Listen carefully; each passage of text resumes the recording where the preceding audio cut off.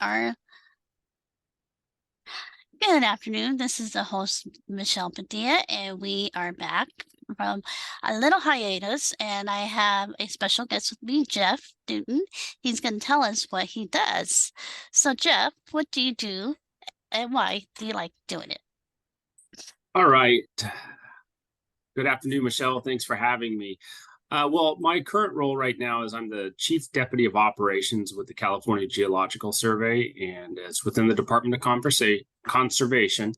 I like what I do because I'm able to help solve problems and find solutions to provide and allow our scientists to get the work that they need to get done for the people of California. It's just a great job in a great division. And do you like the people that you're working with? Do you have a lot of fun? Absolutely. I have a great, passionate group of scientists and non-scientists as well. And they absolutely do amazing work. They love what they do, which is really easy for me to support what they do because of that. So yeah, it's a good group of individuals. So, what made you decide to get into this field and why? Well, I've been with the department for about, no, shoot, maybe 10 or 11 years now. And really, most of my experience is in leadership and operations. And so when this role came up, I had several conversations with people within the department, the director at the time, and just thought that this was a good transition for me to be able to continue my path of my career as well as in support in stay in the department too, because I really love the department and the mission of this Department of Conservation. Um, I don't know if you know how we got started from the Awareness show. So we've been doing podcasting for 11 years. We started in 2013 when it first started coming out. And in fact, at Cal State Dominguez, and we were in a dungeon. We call it a dungeon because we had no internet service, kind of like here, sort of. So, anyway, so my dad was my big supporter. So he would tell me to say something, you know, text, and we had no internet service. So he was sitting there trying to say, hey, say something.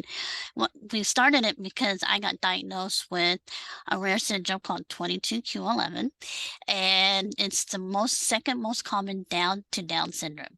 And you have over 200 symptoms. You have congenital heart defect, learning disabilities, and teeth issues. And each person that has it has their own unique skills. And so once I got diagnosed, I said, I don't know how to advocate for this because I don't know anything about it. It is genetic. Um, what might have caused this, we're not sure. But you know the story about Camp Lejeune. Mhm. And so my grandpa at the time was stationed at Camp Lejeune in the 50s. So they were drinking the water. So maybe it might be an environmental issue. We don't know. So that's one of the reasons why we started doing this podcasting, and it grew. So our podcasting is all over the world now, as you can see. So we created this to make more people aware about resources, disability awareness, and other type of resources that are available to those that don't know it. And for me, I lived in LA, love LA, don't get me wrong. But I always got turned down and said no services. When I came up here, I got my opportunity to work with Department Rehab, and I got my job from Department here. So the goal is to give back to the community and find out, like, get more resources from you, Jeb, and other people who have disabilities, who have learning disabilities that don't know about department conservation, and make it grow so that they know about earthquakes, fires and all that stuff. I didn't know what you guys did when I first came here. So I had no clue what you guys did. So I'm learning as I go along. Um, you know, Jeff, do you have any hobbies that you do off, like when you're not work? When I'm not working, I do. I, I I do a lot of running and cycling as well. I try to stay as fit as possible. As I get older, it becomes more hard to stay fit, and it doesn't feel as good, and it hurts at times. But I do a lot of that. I also I have a daughter in college, so I do kind of chase her around when I can see her. I recently have purchased an Airstream trailer, And Nice. so I've been doing a lot of travels probably the last year and a half. We got it in I believe June of last year, 2022, and so we've tried to take advantage of that as much as possible. And I heard you're a baseball fan too. So who's your favorite team? Well, this I was hoping you wouldn't go to this subject, because my favorite team is the Giants, and Yes. I'm well aware that you're a Dodger fan, and despite that, I agreed to come on to this show. Um, My mom wanted me to wear the Dodger shirt today. I said, no, I don't think that will be appropriate today. yeah, I So, probably shouldn't even worn a blue shirt actually. So see, we talk about that. And one of the reasons why you talk about it is because of Ryan Dempster. He is a former baseball pitcher, and he's now, I think, an office manager for the Boston Red Sox. So he formed a foundation, 22Q Family Foundation.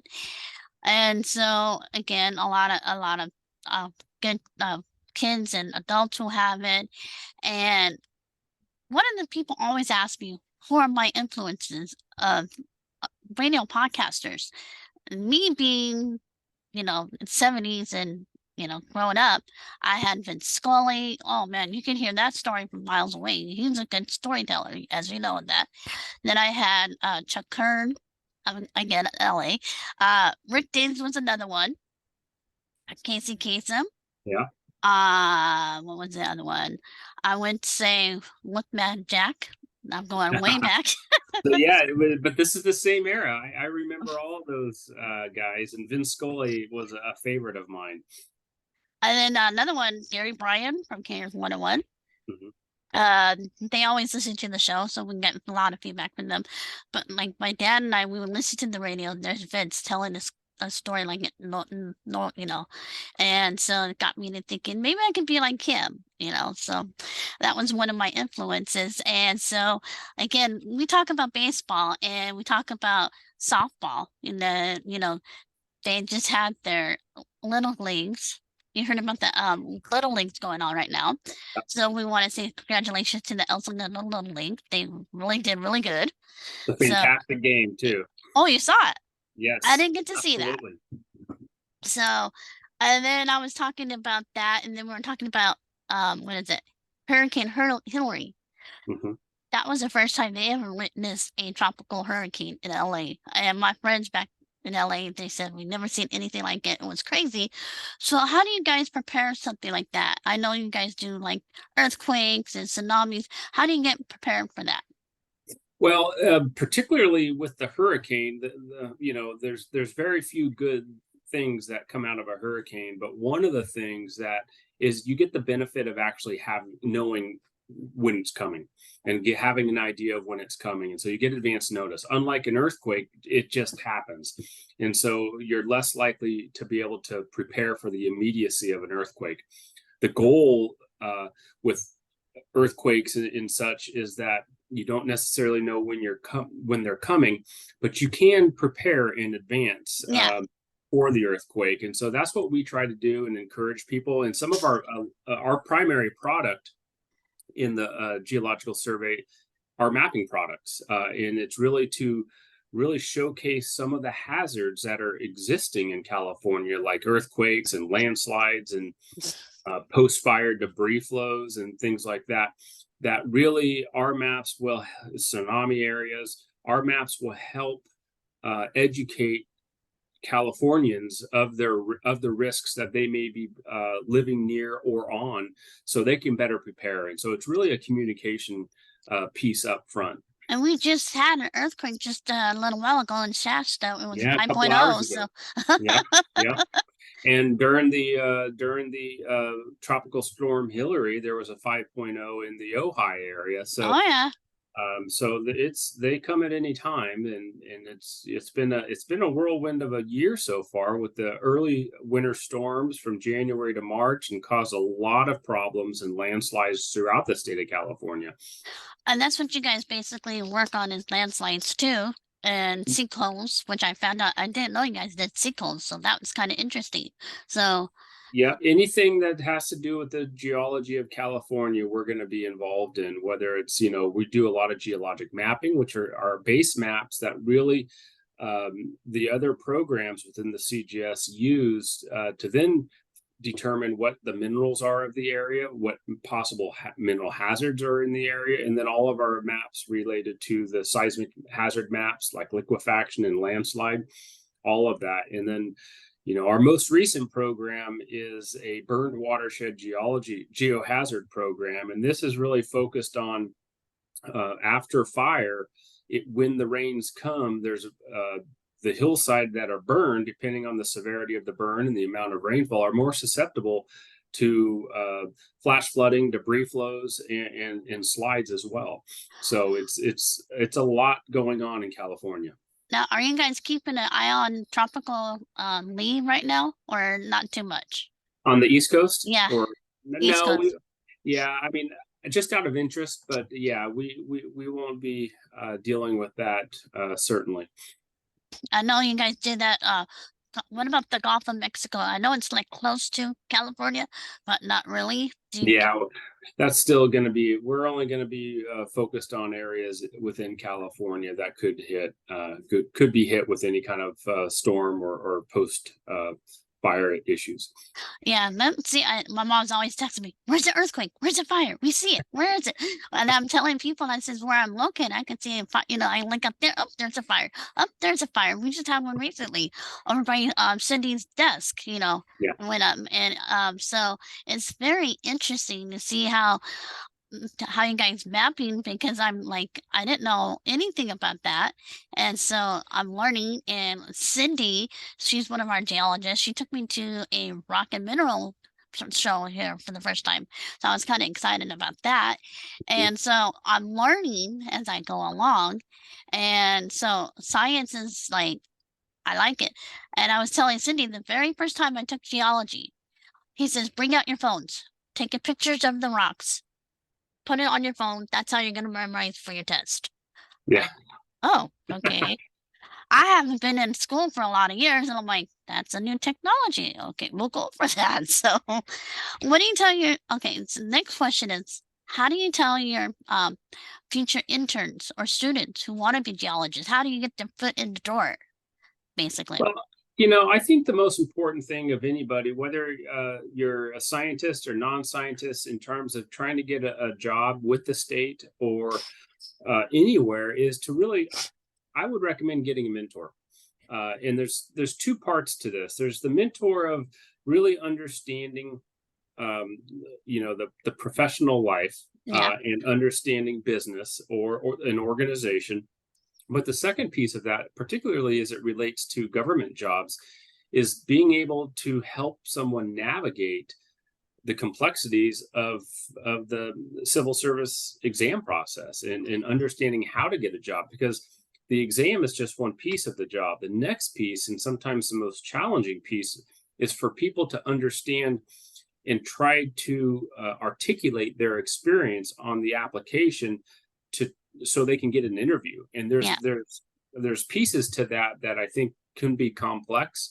And so having a mentor, preferably within government, to help navigate that will be pay off in dividends far, far, far over the time. Yeah, I agree. And then also for me, they told us to have internships. Mm-hmm. So in my field, I work in human services, which is the health services, and we had to have 3 internships.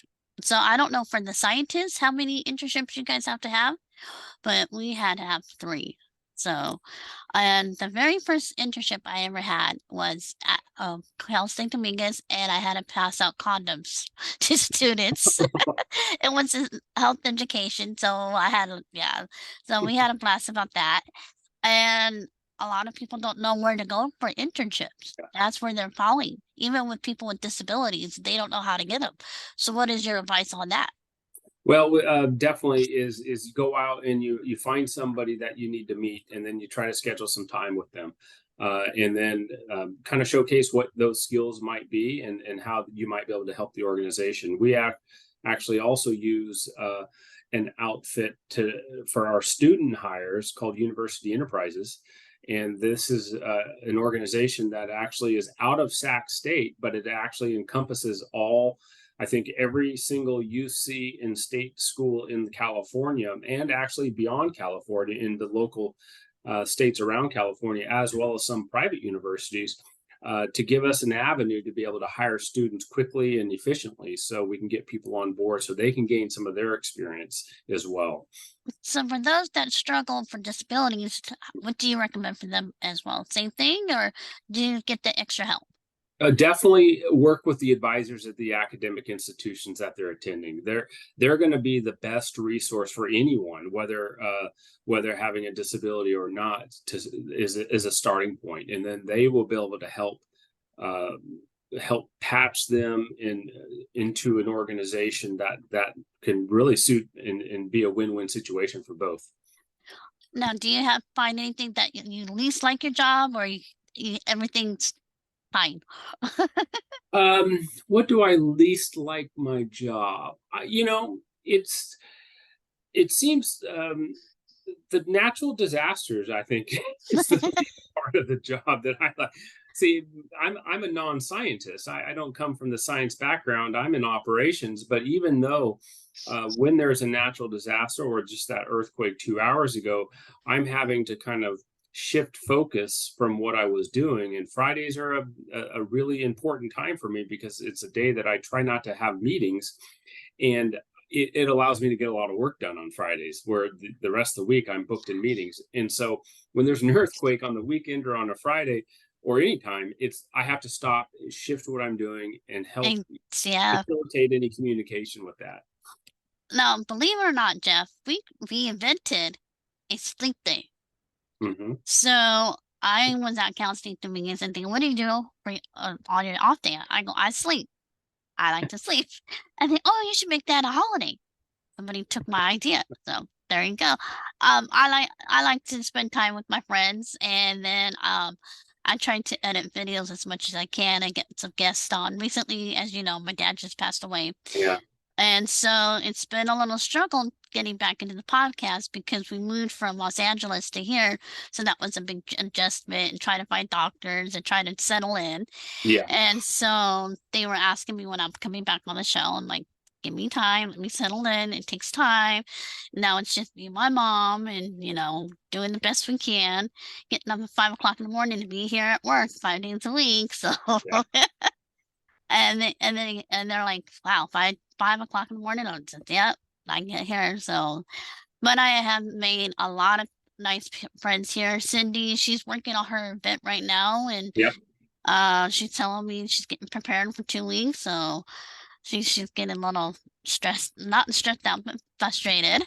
But the science thing, we had that here, and people didn't know what that was, and so that's where the awareness show comes in. For Mm-hmm. those that don't know it, we tell them about the events that are happening around.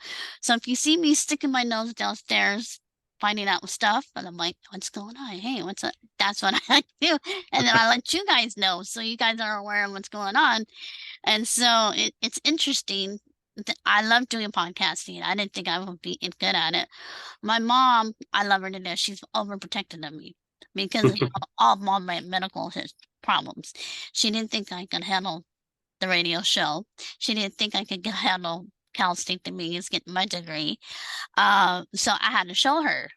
But she goes, each time you show me, and it's like, keep doing what you're doing. That's where my dad is the one that's telling me you can do it. So I can still hear him saying do it and not be lazy. Yeah. That's great. I'm an only child. So and then I have 3 dogs on top of that. So when I get home, I take care of, yeah, I have 3 golden retrievers. Oh, Yeah. so you have three puppies essentially because they never grow up. Very true. And they're all pretty much stubborn. Every single one of them. But we love them to death. And the oldest is 10 years old. And then we have a 7-year-old, and then we have a 1-year-old. So, Ah, oh, so if you see me on Monday, you're asking me, what's going on? Why are you so tired? you're tired. I love what I do. And like I said, for those that want to have more resources, where can they reach you? Where can they get more information? Well, they can email me excuse me, they can email me directly, and my email address is jeff.newton@conservation.ca.gov, and that's Newton spelled Newton. So absolutely, they can send me an email anytime. I'll be more than happy to answer any questions that I can. Although I can't answer science questions because I'm not the scientist, but I can certainly answer other questions. Now, do you guys have a YouTube channel where they can look for all this wonderful stuff? We don't have a YouTube channel. We do have a Twitter, and I am going to blank on the actual address to the Twitter, but you can actually find that on the conservation.ca.gov website. If you go to the different divisions and just select geology, you're going to be able to find the information regarding the CGS, and then other ways of avenues that we communicate and try to get our message out. See, for me, I'm all over social media, so you find me anywhere. I'm on Instagram, I'm on Facebook. I'm telling you, I've been doing this for years and years and years, and one of the things I like is like, how do you get people onto the show? So I have this wonderful guy named Harlan B. Wall, and he works with 36 different celebrities. So we've had Marion Ross, we've had Dean Wallace, we've had the late Don Waltz on the show, Loretta Swift, and all these people come onto the show. And then we had Richard Carr from Home Improvement come onto the show.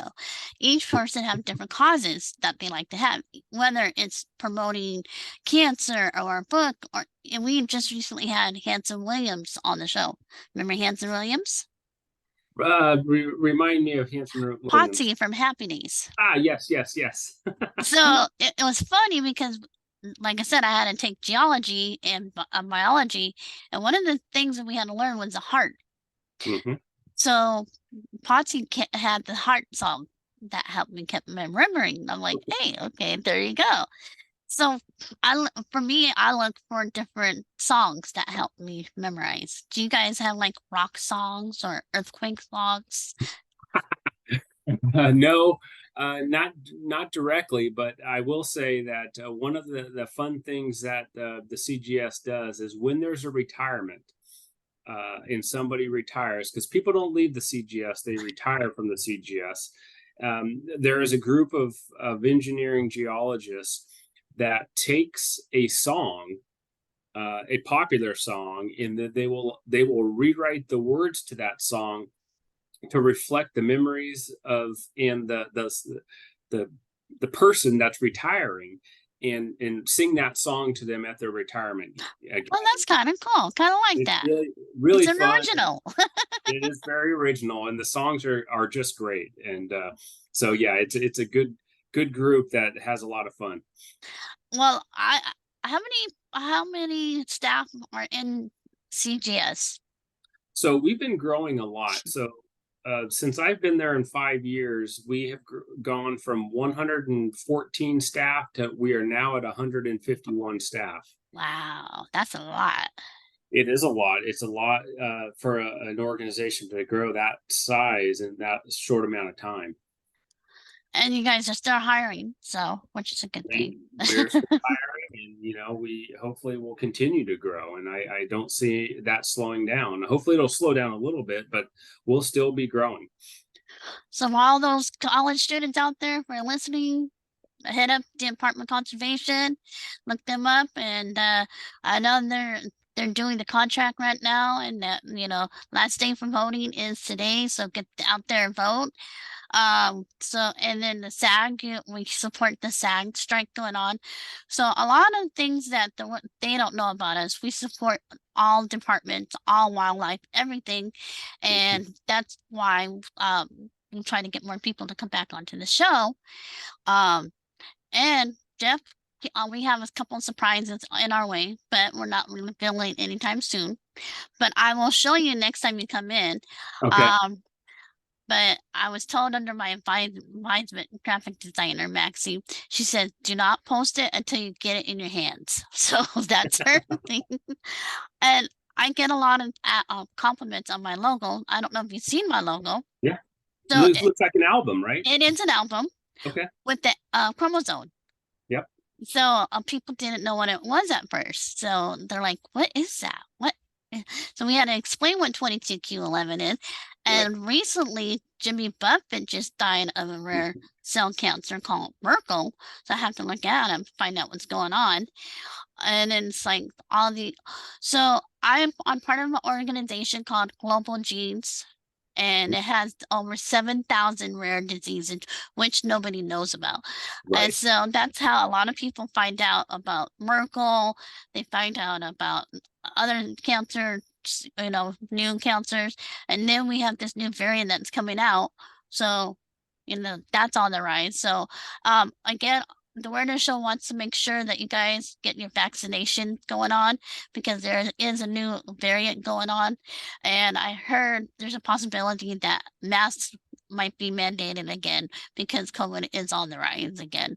So please make sure you guys are safe. And fires, same thing. If you smell smoke, okay, so Jeff, if they smell smoke, who do they report it to? Well, I guess it would depend on where they're at, but they should probably call 911 if it's a concern to them. Not like the wildfire or anything like that. They could call wildfire or Cal. Yeah, it would if in the case of a fire that's not a controlled burn, then 911 should be called. So Jeff, does what else am I going to say? Do you listen to any type of music? Do you like any type of music? I like a lot of different types of music, and so currently what I'm listening to is and I'll just basically have Pandora play me an Americana station. So it's kind of a mix between, it's got a little country in it, but it's got a little folk music, in some kind of classical rock music or southern rock music is kind of the genre that I've been listening to the most right now. But when I'm on my bike riding on the river, sometimes I listen to 90s hip hop. Other There you times go. I'll listen to, like Chris Cornell or group hard rock. So it's just really all over the place for You like, me. yep, you like me. I like a little bit of everything. I'm passionate to ACDC. I love Yeah, ACDC. love Uh, love love them. it's My another one favorite I, all-time group is Rush, so I'm a big oh, Rush okay. fan. Um, Beatles for me. I grew up with the Beatles. We had breakfast with the Beatles, Cairns 101 again. Mhm. I don't know if you remember Charlie Tuna, Cairns I 101. don't. Okay, no. I got to meet him. He was very good. Okay. Um, let's see, Joe Jett, another Yeah. one, classic. Let's see. There's another one I'm trying to think of. Now I can't blank out. Um, Reaper. There you go. Oh yeah, Leonard Skinner. Leonard Skinner. Yes, I'm a big Leonard Skinner fan. Have you seen him live? They're I actually have not seen them live. My last just. concert was, boy, what was it? Um, we went to Red Rocks and saw the Avett Brothers last year, I think. My dad took me to go see ZZ Top, Okay. Eagles, Little Nah. Philly. So I'm like I said, music that's from my dad's side. My mom's be like, "Who's that?" I don't know. And speaking of hip hop, we were listening to TLC. She's like, "Who's Yeah. that?" I don't know who that Yep. is. That was back in the 80s. No, 90s. Were they 90s or were they Yes, late 80s? late 80s. Yes. Yeah. TLC, yes. And Yeah. then I had a privilege to work with Run DMC. I get Oh, to hang out yes. with them. Love Yes. Run DMC. Yeah. So he listens to our podcast all the time. So another cool Awesome. guy. Yeah. So it's weird. They're like, "Oh, you like a variety." I'm like, "Yes, I like a variety of different things." That's And great. so, it's just when I'm at work, I put music on, I put on classic rock or whatever, and then, just see what I can do. And then it's just it helps you release the stress. It just Yeah. makes you relax, get your troubles away. And then when I come home, I like to watch all classic television shows. I Love Lucy, Alice, I'm a big fan of classic television shows. Not so much in the new shows, but yeah. Yeah. So And what about like um, like Three's Company and Happy Days and all of those shows? Okay, yeah, great. I grew up on that. So Yep, being so did I. being that, and we're and having the chance to interview Marion Ross, I Yeah. was like, oh my God, this was so cool. And I actually got to interview one of my favorite movie characters of all time, Annie. She Well, was on the show. Her name was Piper, and she was just yep. yeah. So, and my mom's like, "Damn you! How do you get these people to come on your show?" I reach out to them; they come on to my show. And then one of my favorite comedians is Bobby Collins. Hmm. He's got a daughter who has special needs, and they have a camp called Zeno Camp. And so when the fires hit, they were up there having some difficulties because of the fires, because some people have asthma and stuff like that. Yeah. So they had a little, a hard time with that. But again, all these people, they come to the show, they talk about the resources and cancer, they talk about heart disease and all the other stuff and the variants of cancer, COVID. And so COVID is out there, you guys. Make sure you guys are just maxed up. And then, please get to know about Department of Conservation, California Geology Survey, and all the events that they do. They do a lot of Yeah. events here. So what about Southern California? Do they do a lot of events there? Yeah, they're actually going to be down at the National or the California State Science Teachers Association meeting down in Palm Springs, which I think is in October. So we do a lot of events across the state like that. What, how far do you guys go? Do you guys go to Nevada or no? Yeah, we have meetings. We do a lot of conferences and meetings because that's where scientists generate their and build their relationships and collaborations are in these meetings. And so we have people we've had people go to Europe. Uh, Most recently, one of our program managers went over to Japan Wow. because he was asked to go over there. And so we go all over the place. But Nevada's popular. We've got a group of people going to a meeting in Pittsburgh, Pennsylvania, which I'm a Steeler fan. So go Steelers. And so we're all over the place, but we do obviously a lot of educational things within California because that's our focus. See, I kind of like that. And then that's another reason why, because a lot of people don't know what you guys are. And that's how we bring you guys out. So when Yeah, like I said, they go, what is Department of Conservation? And so they start Googling it and, yeah, oh, so a lot of people are now learning more about Department of Conservation because of the awareness show and people like you bringing it out, bringing it more resources to them. So that's one of the things my goal is to bring out more resources for them so they can understand who you guys are yeah, and what the state offers. They don't know what the state offers because they never had the chance to. So it opened up the door for many avenues. And tomorrow I have another guest coming onto the show. Believe it or not, you might like this one. He does voices of Star Trek animation. no, awesome. Yes, Can't wait to watch that one. yes. His name is Steven Jarcone. So he's actually I don't quote me on this. I have to look up my file, but yeah, he does voices for Star Trek animation. And again, I have another one coming out in the 25th. And then I have another one on the 29th. So we're coming back slowly. And then September 20th is International Podcast Day. Oh, excellent. So I don't know if you guys know, but before we used to do these crazy holidays and, they get free donuts and stuff like that. And so we look on, there's a site I'm going to give you. It's called free holiday site, and it tells you everything you want to know about where you could get your, what if it's chocolate cake day Yeah, or if it's free napping day or whatever. I'll send you the link. But we had a blast doing that. So really quick, we're almost done, but I want to give a shout out to my team. Maxie, she's our graphic designer. She just got back from San Diego Comic-Con. She's dead ah, tired. Ruben, he's my business partner and music engineer. He's a computer guy as well. And Miss Jackie, she's my co-host, but right now she's traveling and doing tours. So, Jeffy, would you like to have anything else added to this? I have two questions for you, Michelle. Okay. Who is your all-time favorite Dodger? Oh no, Steve Garvey. Okay, all right. Steve Garvey. All right. And then this second question could be a little tougher. Who is your all-time favorite Giant? Can I say Daryl Strawberry? He was a Giant. You can. I guess he was a Giant for a year, I think. That's the only Okay. one I know of, to be honest. Out of all those, and you only know Daryl Strawberry. Uh, all right. Hey, see, you got me there. See? Okay, guys, this is the Awarness show. I hope you have a great afternoon.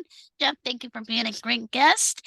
And we have 4 minutes left. So again, follow us on iTunes, Twitter, well, not Twitter, iTunes, Instagram, podcasts, any social media, we're on there. And we're going to be revealing our store shortly and with a few surprises here and there. So stay tuned for our next guest tomorrow night at 5 o'clock. So stay tuned. Thank you guys. Have a great day. Thanks, Bye. Michelle. It was great talking with you. Thank See you. you.